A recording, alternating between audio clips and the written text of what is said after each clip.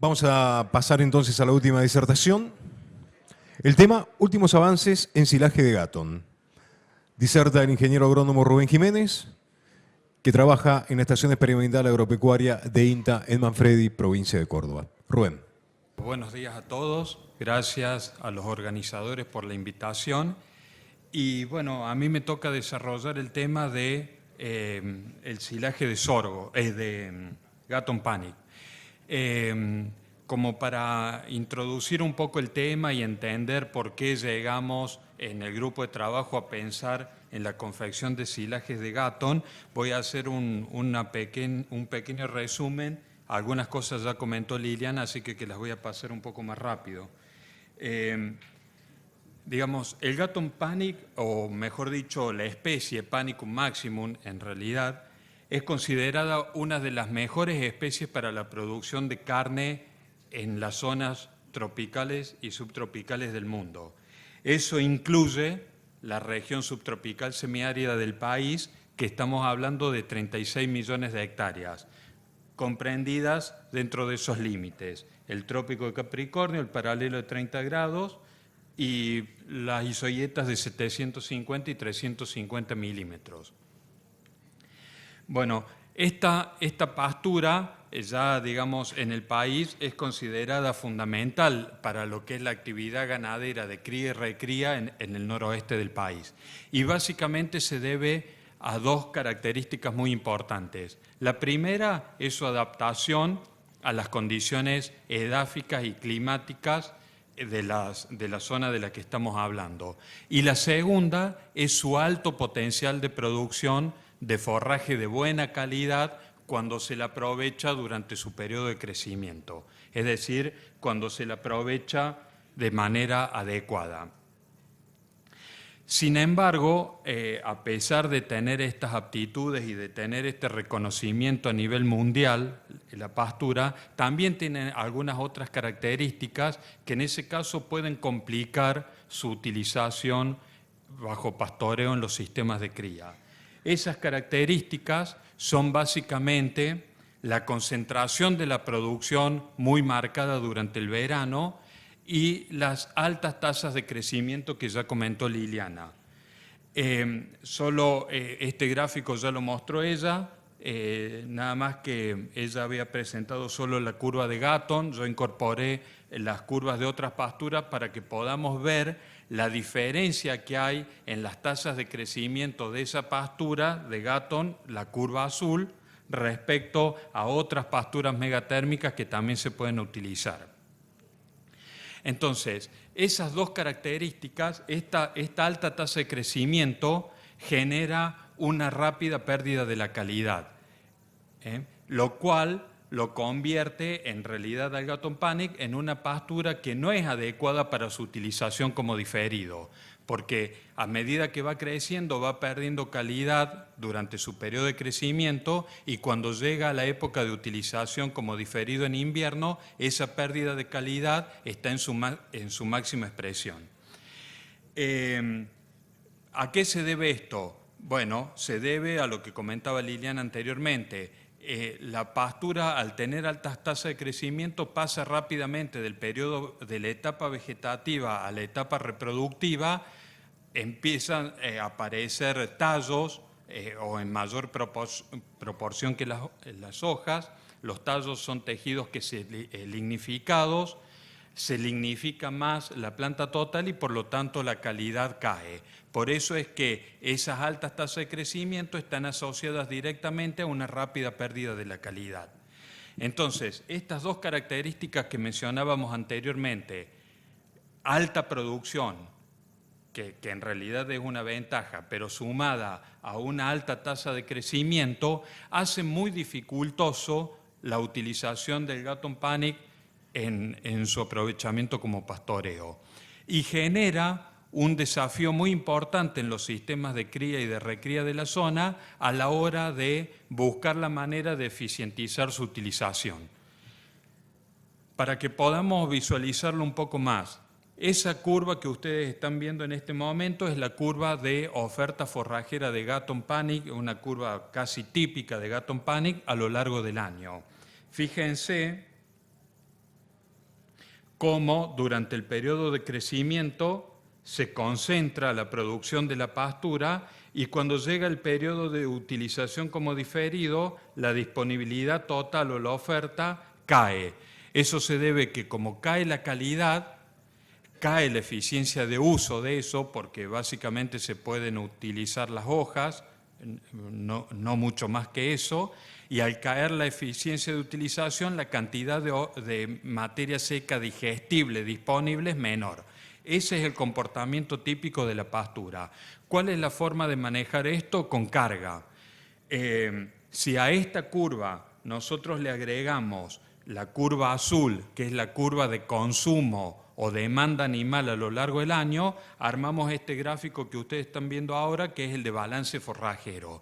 Y ese gráfico permite visualizar claramente lo que pasa con el Gatton Panic en su aprovechamiento en pastoreo directo. Durante el periodo de crecimiento que mostrábamos recién, la parte izquierda de la curva, ustedes ven que como hay alta producción, nosotros necesitamos acompañar esa producción con consumo y por lo tanto necesitamos altas cargas. Cuando las cargas son bajas, la pastura sigue creciendo, se pasa y es ahí cuando ustedes pueden ver pérdidas o ganancias de peso que no son lo suficientemente altas, baja condición corporal de los vientres, aún durante el periodo de crecimiento de la pastura, porque lo que está pasando es que como la carga o el consumo no acompaña la producción del forraje, el forraje se va acumulando, se va pasando y va perdiendo calidad. Entonces, aún durante el periodo de crecimiento los animales lo aprovechan o lo consumen, pero con baja calidad. Y después nos encontramos en la situación del invierno, que habíamos dicho que la oferta forrajera por una cuestión de calidad cae marcadamente y nosotros necesitamos bajar la carga porque necesitamos aumentar la asignación forrajera por animal, necesitamos permitir que haya selección para poder manejar las ganancias de peso. En ese periodo estamos hablando que requerimos bajas cargas, pero venimos de requerir cargas altas durante el periodo de crecimiento. Esa incompatibilidad que tiene la pastura es la que genera las dificultades en el manejo. Fíjense en este gráfico que cuando la oferta del invierno es la que restringe la carga. Fíjense que la carga está limitada por la oferta del invierno. Y cuando la pastura inicia su periodo de crecimiento nuevamente, la cantidad de animales o el consumo o la demanda de forraje que tenemos en ese periodo no alcanza para aprovechar la producción total de forraje. Ese excedente forrajero que se genera es el que normalmente suele complicar el manejo en los sistemas de producción. ¿Cómo se puede manejar esta situación? Bueno, hay varias alternativas. Una comentaba Liliana, que es por ejemplo la de armar una cadena forrajera, y otra de las alternativas en la que estamos enfocados nosotros como grupo de trabajo es en la confección de reservas, fundamentalmente silajes. ¿Se pueden confeccionar henos? Sí, se pueden confeccionar, pero nosotros nos hemos enfocado en el tema silajes por algunas cuestiones. Fíjense en este gráfico. La barra blanca hace referencia a las pérdidas que se pueden producir durante la cosecha del forraje. Y las barras rosas hacen referencia a las pérdidas que se pueden producir durante el almacenamiento. Si ustedes se fijan, los henos, que son una reserva seca, las pérdidas más importantes se producen durante la cosecha. En el tema de voltear, rastrillar, enrollar, ahí se producen las pérdidas más importantes durante la confección de henos. Una vez que el heno está confeccionado, las pérdidas durante el almacenamiento son relativamente bajas. En el caso de los silajes, que es una reserva húmeda, pasa lo contrario. Hay bajas pérdidas durante la confección o durante la cosecha, porque el forraje es húmedo, y las pérdidas comienzan a aumentar durante la conservación.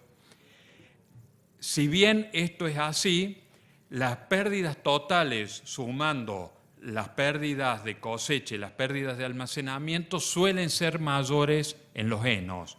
Hay bibliografía que habla de pérdidas que alcanzan el 30% de la materia seca total cosechada. A esto también, fíjense que yo hablé de cosecha y confección, y a esto en realidad habría que sumarle las pérdidas que también se pueden producir durante el suministro, que normalmente, dependiendo obviamente del manejo, son mayores en los henos que en los silajes. Estos son algunos de los motivos por los cuales nosotros nos hemos enfocado puntualmente en el caso de silos. Entonces, la Panicum maximum, esta pastura se puede ensilar tranquilamente. Hay mucha bibliografía al respecto que muestra las posibilidades de lograr henos de calidad y con mínimo deterioro con esta pastura. Pero hay algunas consideraciones que tenemos que tener en cuenta para entender el comportamiento de la pastura y poder realizar el manejo adecuado para que los silajes den el resultado que nosotros esperamos. Lo primero es que existen básicamente dos momentos de corte en la pastura. Un momento que nosotros llamamos temprano, que podría ser toda la etapa de inicio de crecimiento, y un momento más tardío que ya es con una pastura con madurez avanzada. En esos dos momentos se puede dividir, se puede ensilar esa pastura, pero tienen características distintas y por lo tanto requieren distinto manejo. Al inicio del periodo de crecimiento, la pastura es el momento en el cual tiene la máxima calidad nutritiva. Va a tener mucha más proteína que al final, va a tener menos fibra, va a tener menos lignina y por lo tanto la calidad total de la planta va a ser mayor. Entonces, cuando los cortes están apuntados a ese periodo del crecimiento de la pastura, es porque se está buscando calidad, que es lo que tiene. Pero, por otro lado, también esta pastura en este momento tiene bajo contenidos de materia seca, o sea, mucha agua. El agua primero genera lixiviación, entonces esos nutrientes que nosotros estamos queriendo cosechar se pierden vía efluentes, o gran parte de esos nutrientes se pierde vía efluentes, y por otro lado el agua impide que se logren fermentaciones adecuadas para producir silajes de calidad. Por otra parte, es una pastura que en ese momento del crecimiento tiene bajo contenido de azúcares solubles y alta capacidad buffer. Esos dos factores afectan la calidad del ensilaje. Por lo tanto, si uno piensa cosechar en este momento, tiene que pensar que va a tener beneficios como la calidad, pero tiene problemas como la alta humedad y la cantidad de azúcares que tiene la planta. ¿Hay estrategias de manejo para solucionar eso? Sí. Una es el corte y preoreo. Es una de las opciones, hay otras, pero en realidad el corte y el preoreo es la forma más habitual, más fácil de corregir esto. ¿Por qué se corrige? Porque cuando nosotros cortamos la planta y la exponemos a las temperaturas, se produce un deshidratado, entonces ese deshidratado es el que me corrige el problema de la alta humedad que tiene la pastura.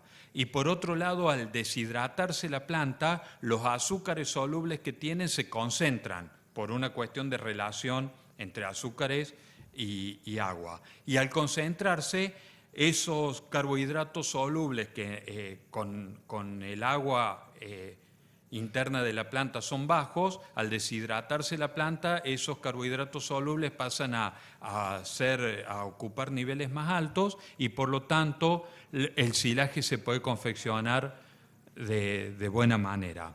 Entonces, esos problemas se pueden corregir con el deshidratado. Hay que tener en cuenta que el deshidratado implica toda una logística, ¿no es cierto? En estos ambientes donde las tasas de deshidratación son altas, hay que sincronizar muy bien el trabajo de la segadora con el de la picadora para que el material no quede mucho tiempo expuesto en el suelo, para evitar que eso se deshidrate demasiado, porque ahí sí empezamos a generar otro tipo de problemas.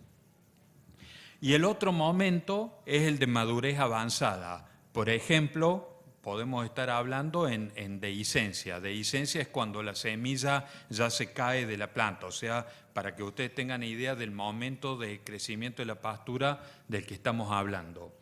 En ese momento, obviamente, la situación es otra. La planta ya no tiene la calidad que tenía al inicio del crecimiento, perdió proteína, aumentó la cantidad de fibra, aumentó la cantidad de lignina y por lo tanto la calidad es otra. Pero ¿qué tenemos acá? Rendimiento. O sea, cuando nosotros estamos buscando cantidad, este es un momento muy adecuado para confeccionar silajes. Además, acá ya la planta ya tiene la materia seca que se requiere para la confección de silos, y por lo tanto el corte se puede hacer directo, o sea, el corte y el picado se hace directo, y eso además facilita mucho las tareas. Entonces, esas dos son las situaciones. Si nosotros al crecimiento lo dividimos a la mitad, podemos hacer el picado en las etapas iniciales del crecimiento o en las etapas finales de crecimiento de madurez más avanzadas. Ustedes van a poder ver que existe mucha bibliografía a nivel internacional sobre silajes de Panicum maximum. Esa bibliografía básicamente es de origen brasilero, pero la información que se dispone de esa bibliografía tiene que ser manejada con cierto cuidado para hacer extrapolaciones para nuestras situaciones, porque básicamente tenemos dos diferencias. La primera es que si bien ellos trabajan con silajes de Panicum maximum, no utilizan el cultivar Gatton Panic, que es el cultivar que está muy difundido acá en el país y del que estamos haciendo referencia. Ellos básicamente utilizan un cultivar Tanzania o Mombasa también. Son dos cultivares de Panicum maximum, pero que no tienen las mismas características del Gatton Panic. Y el otro aspecto que tenemos que tener en cuenta es las condiciones ambientales en las que está generada la información.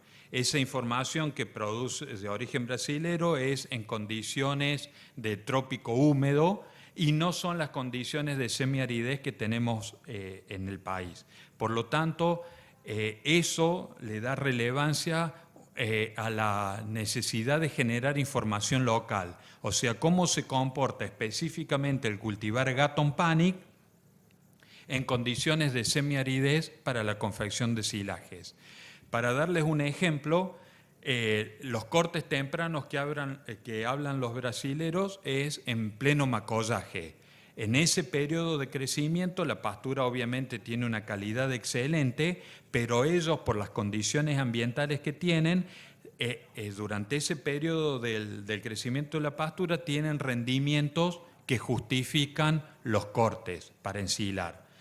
Para que vean estas diferencias que tienen respecto a nosotros, les voy a mostrar. Esta es una curva de crecimiento que hicimos el año pasado o el anterior en una pastura de Gatton Panic. Es la curva de crecimiento a lo largo del año, que es la que usamos, el lote el que usamos para hacer los ensayos de silajes. Si ustedes se fijan, van a ver que durante el crecimiento temprano de la pastura, el pleno macollaje que hablan los brasileros, los rendimientos en nuestro caso van de los 1.000 a los 2.000 kilos, 2.500 kilos de materia seca por hectárea. Esos son rendimientos que no justifican el corte y el ensilado por una cuestión de costos. Ustedes recuerden que la única forma de diluir el costo de picado es con rendimiento. El costo del kilogramo de materia seca ensilado va a depender del rendimiento que tengamos en la pastura por hectárea. Ahora bien, fíjense lo que pasa en este momento. Es de una semana a la otra. El rendimiento pasa de 2.500 kilos a 5.000, 6.000 kilos, 5.000, 5.500 kilos de materia seca por hectárea. Ese momento es una cantidad de rendimiento que justifica para nosotros hacer un corte. Cuando nosotros a esta curva de crecimiento, no de crecimiento, perdón, de acumulación de forraje que fuimos haciendo, también fuimos siguiendo esos cortes, midiendo la altura de las plantas. Y lo que nosotros encontramos fue esto. Durante ese momento que la planta incrementó prácticamente al doble el rendimiento, también hubo un salto en la altura de la planta. Es decir, la planta pasó de 40 centímetros a más de 60 centímetros de altura.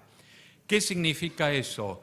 Que ese salto en el rendimiento se dio en nuestro caso por una elongación de la planta. Es decir, la planta elongó los entrenudos, generó la elongación del tallo para la floración. Por lo tanto, los rendimientos que justifican para nosotros los cortes y picados son en estados vegetativos de la planta que no son el pleno macollaje que hablan los brasileros, sino que es lo que podríamos llamarle inicio de floración. Entonces, esa es la primera diferencia. ¿Y qué implica esa diferencia? Que las calidades que ellos mencionan en los cortes tempranos no van a ser las calidades que podemos conseguir nosotros por una cuestión de crecimiento, de madurez de la planta. Al elongar el tallo, tenemos más acumulación del componente justamente tallo en relación a la hoja y la calidad cae drásticamente. Bueno, a esta curva también le medimos la materia seca y en eso sí el comportamiento fue similar a lo que hablábamos antes. Fíjense que durante el inicio o las etapas tempranas del crecimiento, la materia seca estuvo alrededor del 25%.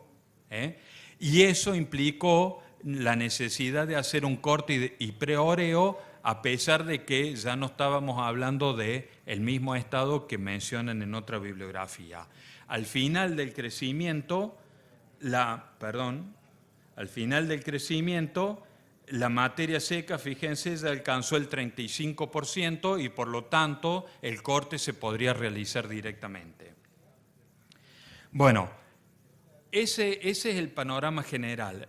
Respecto a los trabajos que nosotros estamos realizando con el equipo de forrajes conservados de Manfredi, estamos enfocados en dos aspectos, que son el efecto del momento de corte de la pastura sobre la calidad nutritiva, fermentativa y la estabilidad aeróbica del silaje, y el otro, el efecto de la inoculación multicepa,